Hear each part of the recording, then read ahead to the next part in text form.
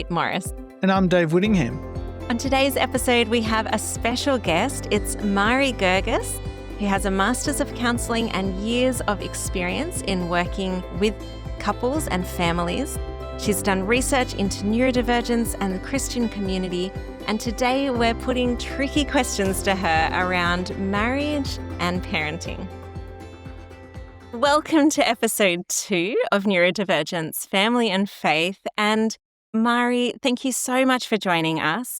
We have been inviting questions from people exactly like you, Mairi, people who work with families of all different types. And so we have some questions that we're really excited to put to you today in order to kind of pick your brains, hear your experience around this. So thank you for joining us.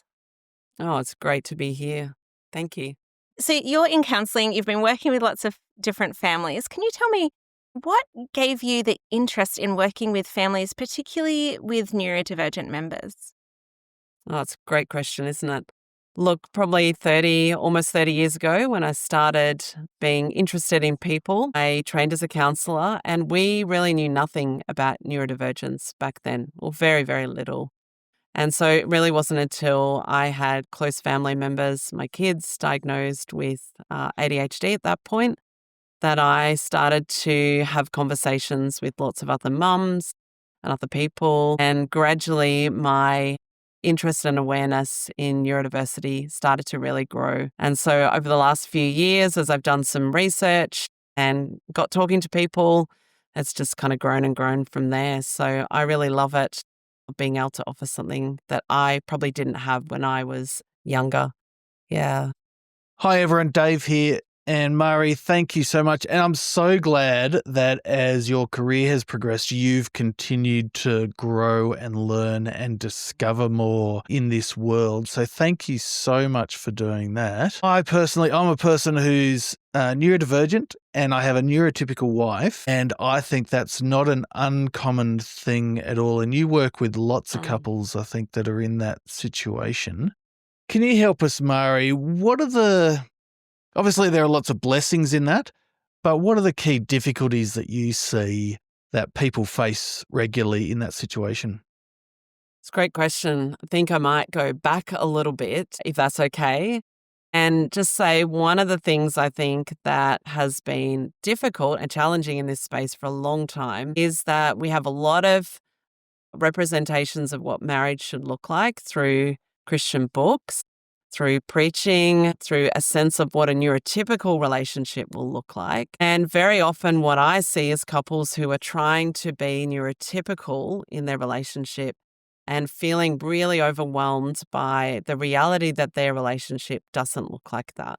Having been in that situation myself, I know how challenging and frustrating that is. So I think one of the first things that we've got to wrestle with is, how do we have a neurodivergent relationship that looks really different to what particularly the Christian world has set up as the ideal relationship? So I think I want to start there, really. Let's take down some of the things that, set people up for failure in the first place. That's so helpful, Mairi, because the Bible does tell us things about marriage and tells us really important things about marriage, but so often we miss the freedom that the Bible gives us in applying that in any and every situation. And it sounds like what you're saying is that there are too often we give the impression that it has to look in a particular way that isn't necessarily tied to the Bible. It's just tied to our culture, or our Christian culture, our church culture, that has locked in something that God says, no, there's freedom there. Yeah, I think that's absolutely spot on. We're always adding things, aren't we? So going back to, what does it mean to love well? What does it mean to, have a relationship with God that is honoring to Him? What does it mean to have sacrificial love in a family? How do we understand sin when someone's maybe dysregulated or experiencing things that relate to the way that their brain works differently? And often we are labeling people or putting things onto people that actually cause them struggle more than they might necessarily need to. Yeah. And so, Mari, can you tell us what are some of the things some of these couples will be coming to you, some of the frustrations they might be feeling in their marriage that they want to unpick with you? Yeah, look, there's some things that come up pretty consistently. So probably communication is a really big one. So often just differences in communication that come out of neurodivergence. A sense of distance, sense of isolation, maybe loneliness for both parties, where both people feel like they're in a relationship, they're committed to each other, but they feel like they've grown apart and don't really know how to rebuild that connection. Things like, parenting, how do we co-parent together is a really big thing, particularly when you have different ways of doing things, different neurotypes, which I'm sure is something you've talked about a fair amount already on this podcast. And often what begins the conversation is, often a neurotypical partner saying, I don't know what to do, I'm burning out, I'm really struggling. And a neurodivergent partner saying, I don't really know how to do this. My partner is really unhappy with me. I don't know how to fix this. I don't know what I'm doing wrong. So often it starts with that. And there's usually at the beginning a whole lot of hopelessness that comes along with that. So my goal is always to see if we can shift that into something that's productive. And so, Mari, when you have couples coming in and one might be feeling at a loss and hopeless, one might be feeling as though they're the disappointment in the relationship, and you're recognizing that there's a communication style difference. Perhaps one style might be a more typical style and the other style might be less typical, but both are styles that have worked for these people in the past and coming together with this clash of styles. How do you unpick working out how to build a bridge between these two styles? Yeah, look, I think one of the things that is really difficult in communication is you've got two people generally who they're used to their way of communication. It seems normal to them. And of course it is, isn't it? Like in our own brains, we think that everybody else communicates in the same way. So I think one of the first things for me as a counsellor is really working hard to understand what's going on for each person internally. So I tend to, and everybody's different, but the way I tend to approach it is to work really hard on understanding the way each person is thinking, the way they're processing information, the way they are feeling what is being said to them, and how they respond to that, what's going on in their internal world. So one of the things we talk about a lot is double empathy, the problem of double empathy. So I think, unfortunately, for a long time, autistic people, for example, have been accused of a lack of empathy. And what we've started to realize is that that's really not the case at all. What's happening is two people might have empathy. They might feel a sense of what's going on, but it's like they're missing each other constantly. And in any relationship, but particularly in a mixed neurotype relationship, often what we're doing is we're digging down into our positions of safety and we're effectively talking at each other and missing each other in that process the whole way along. So when we start to really understand what's happening in the other person's world, it really allows us to be open to new possibilities of communication. So how do we do that? Because it sounds like what you're saying is both actually want to be empathetic. So the desire is good and there. So how do we, I guess, bring those levels of empathy back into alignment so that they're not missing each other? Yeah. I think education's a really big start. So really helping each person in the relationship to understand themselves. And then once you understand yourself, to understand the other person. So if I can give you an example of this, so very common situation that happens, let's just say neurotypical wife, autistic husband. So this is going to be a generalization, but it's a common one. So neurotypical wife has a whole lot of ideas and she's expressing those and she wants an answer. She's maybe thought about the issue for a while and she wants an answer. Autistic husband is processing all that information and in their mind, they're trying to work out what are the possible answers to either the question that's been asked or the scenario that is being presented.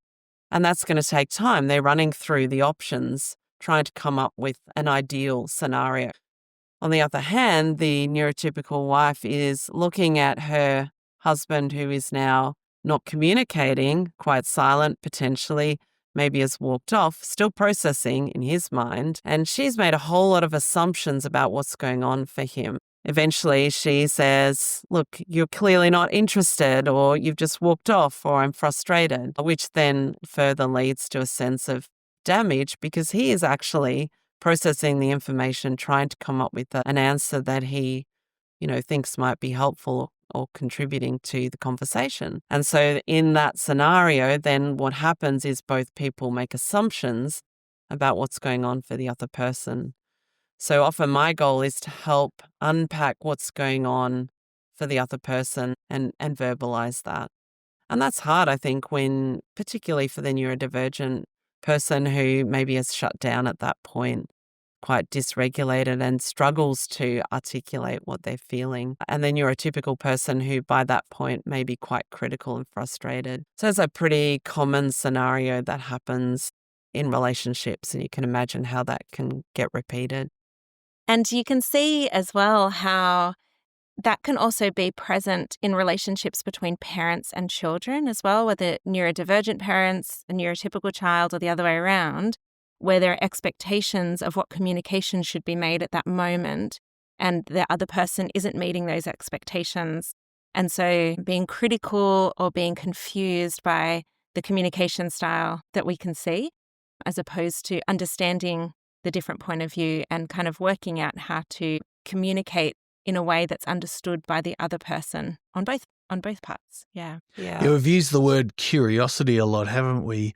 Of being curious, certainly in the parenting context, being curious about our child, but actually also being curious about ourselves. But we're putting that into the marriage context as well, being curious about the other person. But I think what you're saying, Mairi, is it's important to be curious, but the best time or the most helpful time is not always in the moment. Maybe in the moment, I don't know, would you say step back, or enough? There needs to be enough grace to say, hang on, something's going on here that maybe we both don't understand.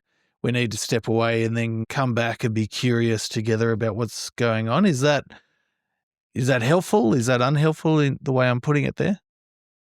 Yeah, I think there's some immediate challenges when you've got neurodivergent parents, maybe one or both, and then you've got neurodivergent children. So we know that, there's already a challenge for a neurodivergent person in moving into relationship. We actually don't have a whole lot of picture of what a healthy relationship or family looks like. So, we do a lot of things in terms of, what does it look like when you're dating? You go and see a good feel-good movie, you see pictures of that. But when do you ever see pictures or representations of what an average neurodivergent mixed neurotype family looks like? There's just not a lot of healthy representations of that, are there? So you've got somebody who is, first of all, stepping into a relationship, a close relationship with one other person. And then when you add one kid and then two kids and maybe more than two kids, suddenly there's a lot of moving parts going on, isn't there? And in a neurodivergent family, as I experience, that can change not only from day to day, but from hour to hour from minute to minute. And so you're often having to think very quickly on your feet, aren't you? And so if you don't have strategies in place ahead of time or ways of picking up the pieces when everything falls apart, or strategies for regulating yourself, whether you're neurotypical or neurodivergent, then things can very quickly unravel. And I think that's where it's challenging. And certainly, as you say, Dave, when you're in the middle of that, there's never going to be the time to address the problems of what is happening in the marriage relationship. That's just going to really add to the tension and stress that's already there. Yeah. And Mairi, you mentioned that one thing you do see in couples is this sense of isolation, which I suppose it sounds like communication might be a real aspect of how that isolation comes about. Can you talk about what that looks like when you see people with that deep sense of isolation and lack of support? It's a little bit of a cliche, isn't it? But, that recognition that you can be more alone in a relationship than alone, literally. And I think that often shows up for both parties in a neurodivergent relationship. and it's a consistent thing. We know from research and data that neurotypical people will find communication with other neurotypical people typically pretty easy. And the same is true for autistic people or people with ADHD. Communicating with somebody with similar neurotype can be so much easier, less hoops to jump through. So certainly I would say that in a healthy relationship, being able to have those external supports is really, really important. In fact, probably vital in a relationship. Unfortunately, often what happens is that the places where you might look for support, for example, in your Christian community, are often the places where people are criticized or blamed or shamed for the way their relationship doesn't look like, rather than being encouraged, built up, lifted up, supported. So that adds then another layer of isolation and a sense of, I think, shame is a big, big one. Yeah. So, Mari, we've talked about the way that churches can do it wrong and preachers can do it wrong. Where do you think the gospel impacts here to say this is the way forward for marriages, and this is the way to help with that isolation, the lack of communication, all those sort of things? What's the good news? Oh, look, the good news that I always come back to is, it's the Holy Spirit that brings change in people. So if I look at the statistics of neurodivergent marriages or marriages where there are neurodivergent children, the statistics are depressing. They're not encouraging at all. But I believe in a God who can bring change and who does bring change. And I think that's got to start with, who are we in Christ? Who does Christ make us to be? And I very much believe that God doesn't make accidents. Whether your brain functions one way or another, it's not coincidental. It's not accidental. It's not a result of sinful nature. It's the reality that we need all types of people in the world. And we can see that through history, people who are neurodivergent or neurotypical have created incredible change of great value in our Christian communities. And so, I have to believe that God has a purpose for neurodivergent marriage. It certainly shapes us. And I think if nothing else, that opportunity to lean into a savior who does have the answers, I think is a really, really valuable thing. So one of the things that's been most helpful for me, I think, as a neurotypical spouse, is having people who get it, who pray for me, who encourage me, who challenge me to be faithful in the way that I live in my marriage. Yeah. Well, that's a really lovely picture, because I think of marriage obviously as the two people, and it is, but the Christian picture is that actually there are more people invested in that marriage than just the two. So I love what you're saying about other people praying for you and helping you along the way, because we are a family, a wider Christian community, and we should be committed to each other's marriages. That's lovely. I think one of the things that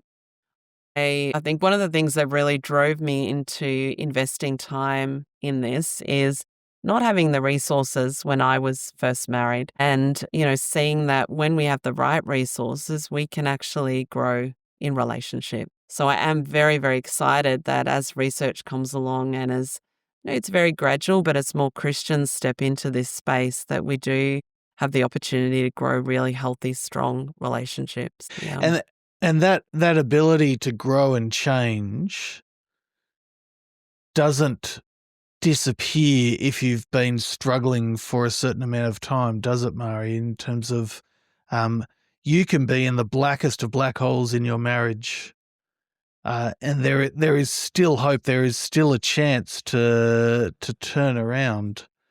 Do you see people who just come to you who are just broken and feel like they're right on the edge and there is no hope for their marriage? Is that a common experience? Look, that's probably the most common experience I have when people come.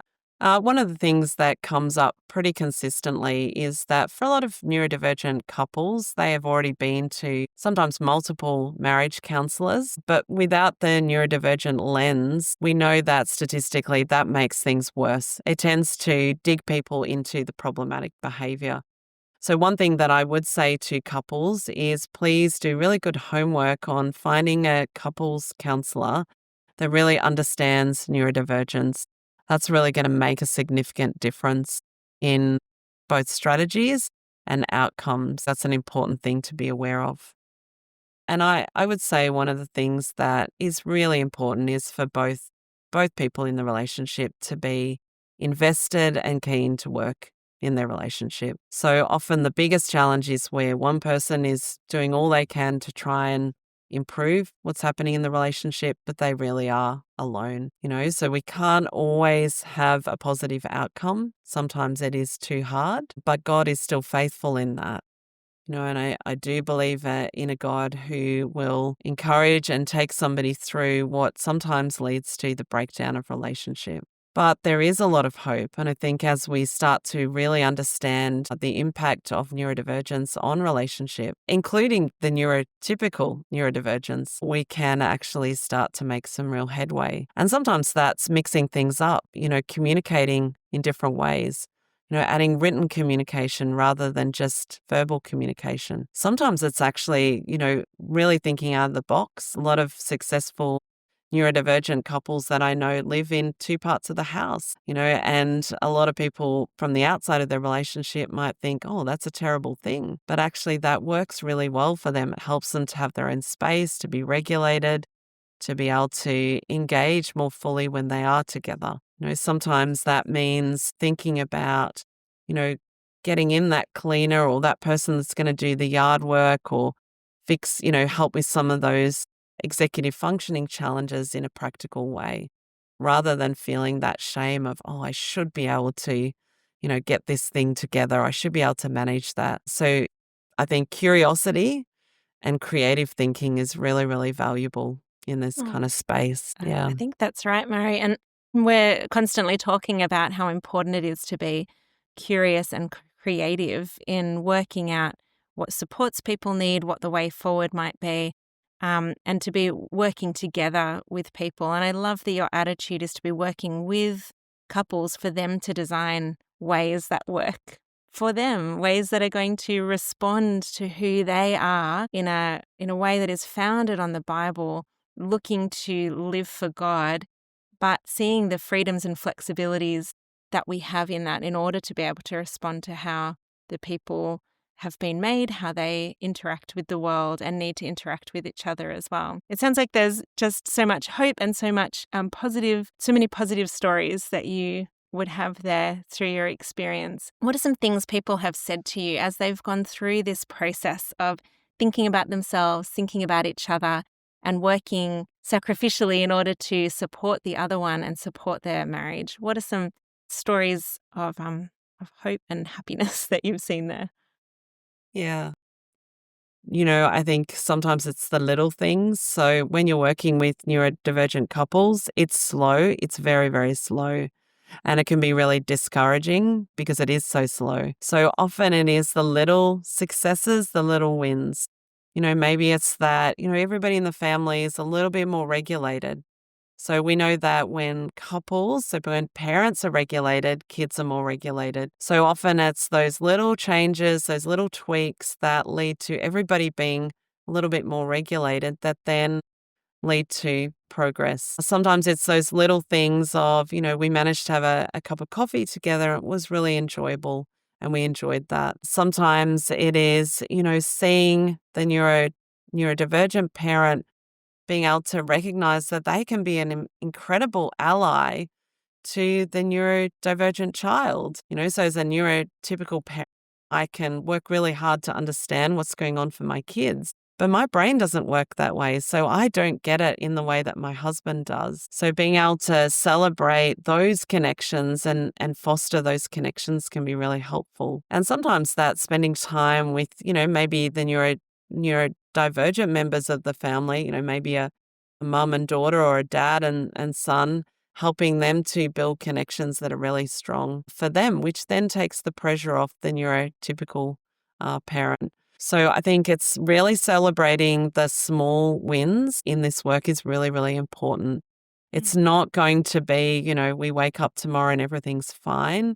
There is a reality that this is an ongoing, there are things in this that are challenging in an ongoing sense, and that's okay, so pull in all those supports, find new ways of doing things.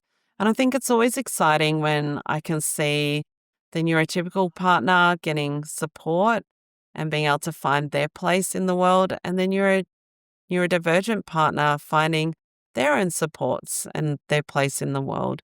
And often that's not together, often that's separately, but that separate support and encouragement allows them to come together in a way that's much more productive. So there are real positives that are coming out of this, and more research is highlighting, the things that we can do differently as well. Oh, how encouraging. Just to shift focus a little bit, we've talked about the relationship between the neurotypical and the neurodivergent parents and how that affects their marriage. What advice can you give when you've got different parents coming from very different perspectives, trying to parent the same child and having a very different picture of how to parent that child, that neurodivergent child? What advice would you give to that couple? Look, that's really, really challenging, and it's very, very common. So I think the number one advice I would say is get help, understand what it is to parent a neurodivergent child. So do those parenting things that are around those specific challenges. But also I think kids are really adaptable, actually. So often the things that children do they will tolerate and accept very different parenting styles, particularly if each parent doesn't criticize or belittle the parenting styles that are different. So it's a really interesting thing. So often it is, when dad's at home, the kids will be fine. When mum's at home, the kids will be fine. But when mum and dad are together, parenting at odds with each other, the kids will really struggle with that. So sometimes it's about, having a division of labor. So dad always does the bedtime routine because he's great at that. He's very consistent maybe. He's got order and structure that happens there. But the mum does some of the daytime things or the after school things. Or sometimes it is being able to break up the tasks that are needed, or learn to trust each other in a way that says, when the other parent is saying, look, do you want me to step in here? That's not a criticism of the parent who's currently struggling to manage the kids. That's hey, I've got your back and I'm ready to help you.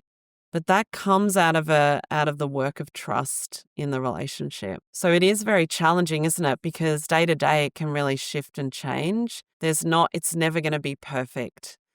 So a little bit of, I think, parenting and relationships when there's neurodivergence in the mix is hanging on, staying committed to each other, and working towards whatever improvements that you can make in the space that's there.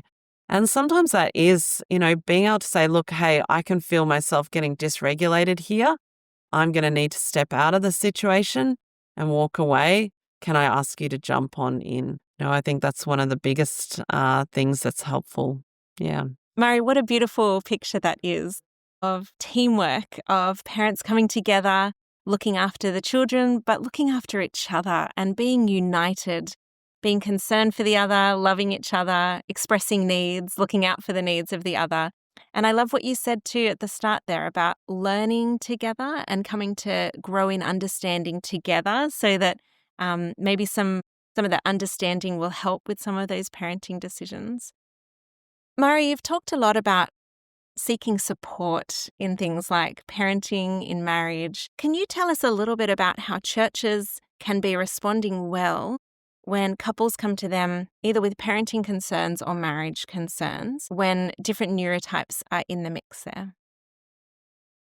Yeah, I think that's a really challenging one that comes up a lot. Often people feel very judged and shamed, unfortunately, in churches, whether for their kids or in their marriage relationship. So I think there is a responsibility for church leadership, particularly, and other Christians to really understand the unique dynamics that come with neurodivergent families. I'm sure you've talked about this previously in the podcast as well. There is a recurring pattern that I've seen where neurotypical spouses, particularly, will come to leadership for help and support and end up going away feeling judged and criticized, being told to submit more or to try harder rather than being supported in a really effective and ongoing way.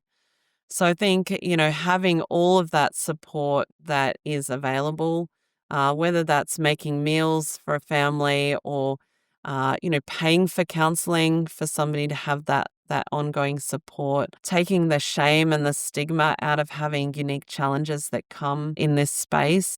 I think there is an opportunity for us to step up, isn't there, in Christian community and do this better. So I think one of the things that I'd say is there's no shame in the struggle. The struggle is real. It isn't hopeless. There is always hope where God is concerned. Sometimes there aren't answers that we would like, but God is still faithful even when the answers are, this is too hard. But I think we do need to support neurodivergent relationships so much more than we do currently. Particularly, I guess, if someone has said, I need help or I'm struggling or that sort of thing, just even taking that step is a huge step, isn't it? And so Absolutely. that is such a wonderful indicator for the church to say, right, time to love, time to get loving and caring, not judging and saying, oh, you're just doing it wrong or anything like that, but saying, wow, you have seen an issue and you've asked for help. And we are here for you as God's chosen people, as the family of the risen Lord Jesus Christ. And we're going to do that in whatever way we can. Well, Mairi, it's been so good to have you on the podcast. Such a blessing. Thank you so much for joining us. And thank you for the work that you're doing in helping couples live as Christ has called them to be and to enjoy what Christ has called them to be. And I guess we want to say to couples who are neurotypical, neurodivergent, who are parenting neurodivergent kids, God's way is best and does lead to joy. There can be hardness and brokenness, but as you've said, Mairi, along the way, God does bring change, and that is a wonderful source of hope. So thank you very much. And Kate, thank you as always, and we'll speak again in our next episode. Thanks so much. Thank you. Okay, bye. If you are having struggles in your relationship, we really want to encourage you to reach out for help. God made marriage for our joy and for blessing, and sometimes it doesn't feel like that. But we all need help in everything. And so it's a wonderful thing to put your hand up and say, I really need help. We really need help. It'll be good for you. It'll be good for your children. And so don't leave things there. As Mairi said, do some research to find a counsellor who understands neurodivergence, and then seek them out, ask for that help, and seek out that blessing, because it is such a good thing to get help with your marriage.